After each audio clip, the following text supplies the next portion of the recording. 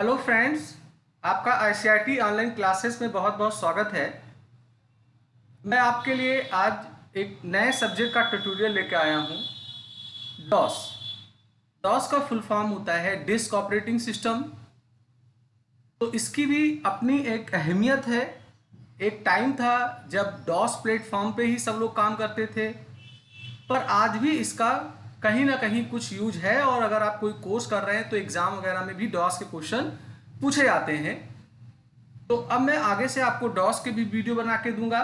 तो चलिए पहले बात कर लेते हैं कि डॉस है क्या। तो देखिए, डॉस को एक्चुअली हम लोग एमएस डॉस के नाम से जानते हैं। इसका full form Microsoft disk operating system है। ये एक ऑपरेटिंग सिस्टम है, जैसे विंडोज एक ऑपरेटिंग सिस्टम है उसी प्रकार से एमएस डॉस भी एक ऑपरेटिंग सिस्टम होगा।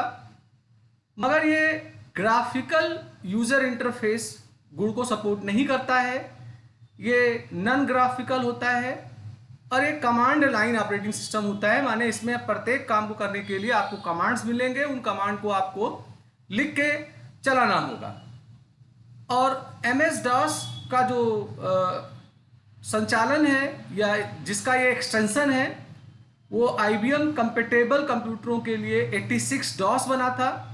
उसी को ही टिम पीटरसन ने थोड़ा इम्प्रूव किया और MS डॉस अगस्त 1981 में लॉन्च किया। 1981 से लेके लगभग 95-96 तक डॉस का बहुत ही ज़्यादा यूज़ हुआ।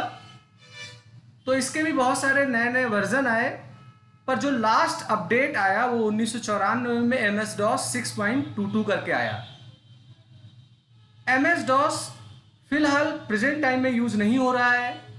अभी जितने भी ऑपरेटिंग सिस्टम चल रहे हैं वो ग्राफिकल यूज़र इंटरफेस वाले ही चल रहे हैं। साथ साथ डॉस जो था ये सिंगल यूज़र माने नेटवर्किंग नहीं कर सकते हैं, सिंगल टास्किंग माने एक से एक ही काम कर सकते हैं। पर प्रेजेंट टाइम के जो विंडोज़ वगैरह आते हैं वो multi user, multi tasking, multi processing और मल्टी प्रोग्रामिंग और ग्राफिकल यूज़र इंटरफेस को सपोर्ट करते हैं। तो डॉस फिलहाल यूज़ नहीं हो रहा है। पर डॉस की अपनी भी एक अहमियत है। अगर आप एक नेटवर्क एडमिन हैं तो आपको डॉस के कमांड चलाने होंगे।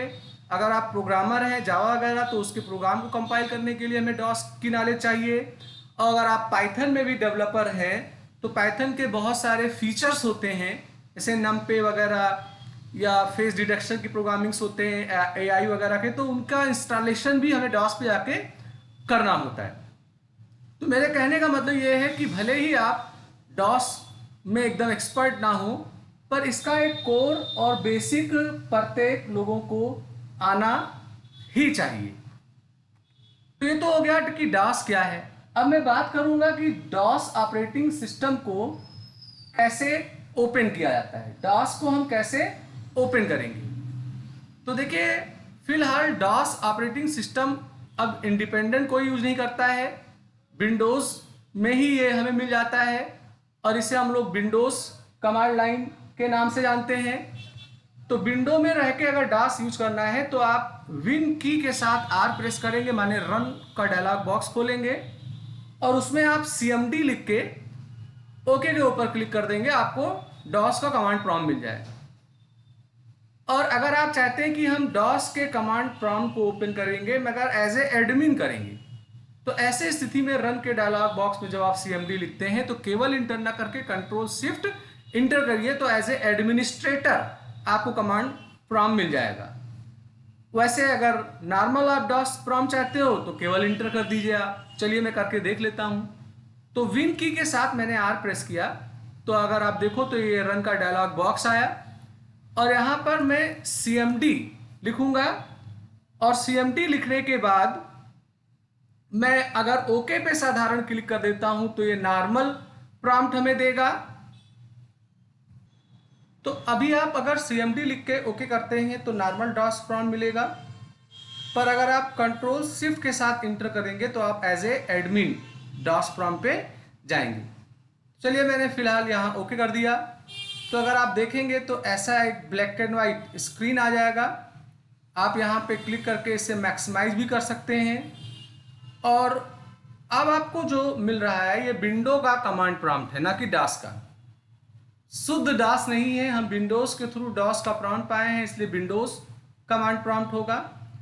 और जो ये सिंबल आपको दिख रहा है इसे हम लोग बोलते हैं प्रॉम्प्ट। तो प्रॉम्प्ट क्या है ये जाना जाए। तो देखिए प्रॉम्प्ट जो है ये एक टेक्स्ट है, जैसे आप देख रहे होंगे ये एक टेक्स्ट है, सी यूजर डेल, और सिंबल है एक प्रतीक है जो प्रस्तुत करता है कि आपका जो कंप्यूटर है वो यहां से आपके कमांड को स्वीकारेगा, रेडी टू यूज है ये। और साथ साथ ये भी बताता है कि प्रेजेंट टाइम में आप किस लोकेशन पे हो। जैसे यहां दिख रहा है सी माने सी ड्राइव में है आप, यूजर्स नाम के डायरेक्टरी माने फोल्डर में है, डेल नाम के फोल्डर में है आप। तो ये दो बात बताता है कि एक तो यूजर रेडी है कि वो कोई कमांड जो चाहता है वो अपने डॉस के माध्यम से कंप्यूटर को सप्लाई करे, और दूसरा ये बताता है कि प्रेजेंट का आपका लोकेशन क्या है।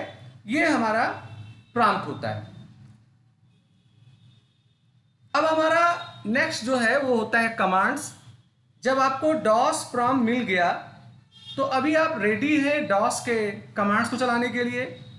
तो हमारे डॉस में अलग अलग कामों को करने के लिए अलग अलग कमांड्स होते हैं, और ये कमांड एक तरह से एक छोटे प्रोग्राम होते हैं, माने इनकी प्रोग्रामिंग पहले से डॉस कंपनी वालों ने कर रखी है। तो अलग अलग उद्देश्य के लिए अलग अलग कमांड्स होते हैं, तो हमें उन कमांड्स का सिंटेक्स पता होना चाहिए, उन कमांड का उद्देश्य पता होना चाहिए, और बहुत सारे आपको कमांड्स मिलते हैं।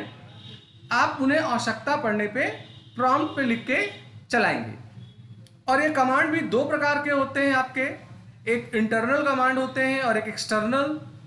तो ऐसे कमांड्स जो आपके मेमोरी में कंप्यूटर बूट हुआ, माने आपने कंप्यूटर ऑन किया और कंप्यूटर बूट हो गया, और बूट होने के बाद आप जिन जिन कमांड्स को चला पा रहे हैं बगैर किसी अनदर फाइल के सपोर्ट के, तो वो सारे इंटरनल कमांड होते हैं। एक दूसरे भाषा में कहा जाए कि इंटरनल कमांड्स को चलाने के लिए किसी थर्ड पार्टी की जरूरत हमें नहीं होती है, किसी अलग से फाइल्स या ऐप को हमें नहीं डालना पड़ता है। जैसे MD CD ये सारे कमांड हो गए। और वहीं एक कमांड होता है एक्सटर्नल कमांड। एक्सटर्नल कमांड को चलाने के लिए एक सेपरेट अलग फाइल होते हैं। हमें इन कमांड को अगर चलाना है तो वो फाइलें अगर हमारे कंप्यूटर पे उपलब्ध होती हैं तो ही हम इन कमांड को चला सकते हैं। तो हमारे जो एक्सटर्नल कमांड्स होते हैं ये वो कमांड्स होते हैं जिन्हें यूज में लाने के लिए हमें एक अलग से इनके रिलेटेड फाइल्स होती है, या कह सकते हैं कि प्रोग्राम होती है, वो मेरे कंप्यूटर में अगर अवेलेबल है देन मैं उस कमांड को यूज कर पाऊंगा। जैसे उदाहरण के रूप में एक कमांड होता है हमारा फॉर्मेट। तो फॉर्मेट कमांड जो होता है ये यूज किया जाता है किसी डिस्क को फॉर्मेट करने के लिए। तो फॉर्मेट अगर चलाना है तो format.com नाम की एक फाइल होगी, वो अगर आपके पीसी पे है तो आप चला पाओगे, अन्यथा आप इन्हें नहीं चला पाओगे। तो अभी आपका कमांड एक इंटरनल है एक एक्सटर्नल है, तो हम बारी बारी इन्हीं कमांड को पढ़ेंगे। तो सबसे पहले हम लोग इंटरनल कमांड्स को स्टार्ट करेंगे, और हमारे इंटरनल कमांड्स में भी बहुत सारे कमांड्स हैं। उनमें जो जनरल पर्पस वाले कमांड हैं जो बार बार अक्सर हमें यूज करने होते हैं, उन कमांड को फिलहाल हम लोग आज चला के सीखेंगे। तो अगर आप देखें तो डॉस का प्रॉम्प्ट हमें ऐसे मिला। तो अगर आपको डॉस का प्रॉम्प्ट मिल गया है तो अभी आप रेडी हैं कोई भी डॉस के कमांड को चलाने के लिए। तो एक कमांड होता है हमारा CLS। तो अगर आप CLS लिख के इंटर करेंगे तो आपकी स्क्रीन जो होती है वो क्लियर हुआ। तो होता क्या है कि डॉस पे हम जब प्रॉम्प्ट पे होते हैं तो कोई भी कमांड चलाते हैं तो उसका रिजल्ट, उसका आउटपुट इसी ब्लैक स्क्रीन पे आता है, और फिर हमें दोबारा प्रॉम्प्ट मिल जाता है कि हम आगे जो काम करना चाहें काम करें। तो अगर स्क्रीन आपको लगता है कि हमें क्लियर करना है, हमें हटाना है, तो उसके लिए आप CLS कमांड का प्रयोग करें। और कमांड को आप कभी भी हिट करिए, कभी भी चलाइए, इनका कोई सीरियल कोई सीक्वेंस नहीं है, इनका कोई केस का भी रिस्ट्रिक्शन नहीं है, चाहे स्मॉल लेटर में चलाइए आप चाहे कैपिटल लेटर में चलाइए। तो ये आपका हो आता है CLS कमांड। अब एक कमांड आपका आता है DIR कमांड। DIR कमांड का उद्देश्य ये होता है कि प्रेजेंट टाइम में जिस लोकेशन पे हैं आप, जैसे मैं सी ड्राइव के अंदर यूजर्स नाम के फोल्डर के अंदर डेल नाम के फोल्डर में हूँ, तो dir चलाने पे वहाँ पर उपस्थित जितने भी फाइल्स या डायरेक्टरीज फोल्डर्स हैं उनकी लिस्ट आ जाएगी। तो ये जो प्रेजेंट टाइम में लिस्ट आ रहा है ये बता रहा है कि करंट लोकेशन पे आपने ये चीज़ें रख रखी हैं जिनके आगे dir लिखा हुआ है, दैट मीन्स ये डायरेक्टरी है माने फोल्डर है, और जिनके आगे dir नहीं लिखा हुआ है इसका मतलब वो फाइल है। तो यहाँ पर किस तारीख को आपने उस पर्टिकुलर डायरेक्टरी या फाइल को बनाया ये लिखा होगा, टाइम लिखा होगा, और अगर फाइल है तो मेमोरी में उसने कितना जगह लिया है, और आपका फाइल का जो नाम है वो लिखा होगा, टोटल कितने फाइल हैं, टोटल कितने डायरेक्टरी हैं, कितने बाइट्स इन्होंने यूज कर लिए हैं, कितने बाइट्स आपके पास फ्री हैं, ये पूरा ब्यौरा आपको dir के साथ आ जाता है। तो अगर आप कहीं भी हो, जैसे अभी मैं यहाँ पे मौजूद हूँ सी ड्राइव में, अब मैं चाहता हूँ कि मैं ड्राइव चेंज कर लूँ, तो ड्राइव चेंज करने के लिए ऐसे मैंने यहाँ पे ई और कॉलन का निशान लगाया, तो अगर आप देखो तो मैं ई ड्राइव में आ गया। अब मैं अगर CLS चलाता हूँ तो स्क्रीन क्लियर हो गया, मैं अगर dir चलाता हूँ तो यहाँ पर जो मौजूद ई ड्राइव के कंटेंट हैं वो मुझे यहाँ पर दिखाई पड़ जाएंगी। तो ये है हमारा dir कमांड। अब जो dir कमांड होता है इसके साथ बहुत सारे स्विचेस चलते हैं, जैसे CLS कमांड का आपको यूज मैंने दिखाया कि इस कमांड का काम स्क्रीन को क्लियर कराना होता है, ये इसका सिंटेक्स है, केवल CLS करना है और इंटर कर देना है। dir का काम होता है कि इसका हम लोग प्रयोग करते हैं कि जहाँ हैं वहाँ की लिस्टिंग करता है कि कौन सी फाइलें और कौन सी डायरेक्टरीज वहाँ प्रेजेंट हैं, और ये इसका सिंटेक्स है dir, और ये बड़ा ब्रैकेट बताता है कि ऑप्शनल है, तो स्लैश के साथ हम लोग स्विचेस लगाते हैं। तो स्विचेस लगाने से क्या होता है कि थोड़ा इसका आउटपुट का मैनर चेंज हुआ था। जैसे मैंने यहाँ dir के साथ अगर w चला दिया तो अभी ये हॉरिजेंटल हमको दिखा रहा था, माने कह सकते हैं वर्टिकल दिखा रहा है, कॉलम वाइज दिखा रहा है। अब आपको ये विड्थ वाइज दिखाएगा, तो आपको इस तरीके से ना कंटेंट दिख के इस तरीके से दिखेगा। इसमें जो बड़े ब्रैकेट में है वो डायरेक्टरी है, जो बिना ब्रैकेट के वो फाइल है, और लॉस ये होगा कि इसमें डेट एंड टाइम या साइज वगैरह का ब्यौरा नहीं आएगा। ऐसे अगर आप dir के साथ ad कर देंगे तो आपको केवल ये डायरेक्टरी दिखाएगा। अगर आप dir के साथ a-d कर देंगे तो आपको ये केवल फाइल्स दिखाएगा। तो ऐसे लॉट ऑफ स्विचेस होते हैं हमारे dir के साथ। तो बेस्ट तरीका है कि आप dir लिखो, स्लैश का निशान लगाओ और क्वेश्चन मार्क कर दो। तो इससे क्या होगा कि जो कमांड है dir, उस कमांड का पूरा मैनुअल खुल जाएगा और आप यहाँ से पढ़ सकते हो कि इसके साथ कौन कौन से स्विचेस चलते हैं। जैसे a की बात कर ली जाए, dir/a, और a के संग इनको लगाना है।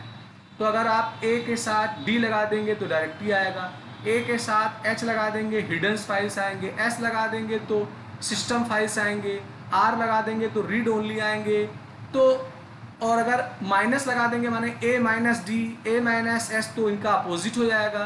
तो इस तरीके से इतने स्विचेस हैं, सबका डिफिनेशंस लिखा हुआ है। आप यहाँ से जिन्हें भी चाहें इसे देख करके आप उन्हें यूज कर सकते हैं। तो dir बहुत कॉमन कमांड है, हमें अक्सर इसकी ज़रूरत पड़ती है तो इसे यूज करना है। अगला कमांड हमारा जो आता है वो ver करके होता है, ये वर्जन के लिए होता है। तो ver से क्या होता है कि प्रेजेंट टाइम का जो ऑपरेटिंग सिस्टम है जिससे हमारा कंप्यूटर बूट हुआ है उसका वर्जन आएगा। ऐसे देखें अगर आप तो यहाँ लिख के आ रहा है माइक्रोसॉफ्ट विंडोज़ लिख के आ रहा है और उसका जो वर्जन है वो लिख के आ रहा है, और इससे आप जान पाएंगे कि हम किस वर्जन में काम कर रहे हैं। और अभी आपको लग रहा है कि स्क्रीन पे हमें कुछ ना दिखाई दे तो आप CLS कमांड का इस्तेमाल कर सकते हैं। तो ये एक वर्जन कमांड हो जाता है। अगला आपका आता है VOL कमांड। VOL कमांड का यूज ये होता है कि जो आप डिस्क यूज कर रहे हैं हम उस डिस्क का एक नाम दे सकते हैं कमांड के माध्यम से वो भी, और उस नाम को देखने के लिए हम लोग VOL चलाते हैं। इसका प्रयोग तब बहुत होता था जब हम लोग फ्लॉपी डिस्क पे काम करते थे। फ्लॉपी की जो कि स्टोरिंग कैपेसिटी नहीं होती थी ज़्यादा, तो लंबे समय तक काम करते थे तो हज़ारों फ्लॉपियाँ हमारे पास हो आती थी। अब कैसे ये जाना जाए कि किस फ्लॉपी के अंदर हमने किन प्रकार का डेटा रख रखा है, तो उस पर कागज़ का स्टिकर लगा होता था, हम लोग उसे पेन से लिख देते थे कि इसमें 3 प्रकार का आंकड़ा रखा है, पर कागज़ के स्टिकर को कोई भी फाड़ सकता है। तो ऐसे स्थिति में आपके पास एक कमांड होता था लेबल, जो एक्सटर्नल कमांड है, आगे आएगा। उससे हम अपने डिस्क का एक नाम दे देते थे और व्यूअर्स का काम होता था कि उस नाम को वो दर्शाता था, या एक सीरियल नंबर भी आपके फ्लॉपी या किसी डिस्क का बनता था, वो भी आपको इसके जरिए दिखाई पड़ता था। तो चूंकि यहाँ पर मैंने कोई नाम नहीं दिख रखा है, इसलिए नो लेबल आ रहा है, और इसका जो सीरियल नंबर है वो आपको यहाँ पे दिखाई दे रहा है। तो ये हो जाता है आपका VOL। अब आगे का जो 2 कमांड और है वो है डेट और टाइम। तो यहाँ मैं डेट कमांड की बात कर रहा हूँ। तो यहाँ आप डेट कमांड को अगर चला रहे हो तो देखो आपको ये दिखा रहा है कि आपका करंट डेट क्या है। तो ये पहले मंथ दिखाता है, फिर डे दिखाता है, फिर ईयर दिखाता है। तो ये आपको सूचित कर रहा है कि 8वां महीना है, 26 तारीख है, 2020 है।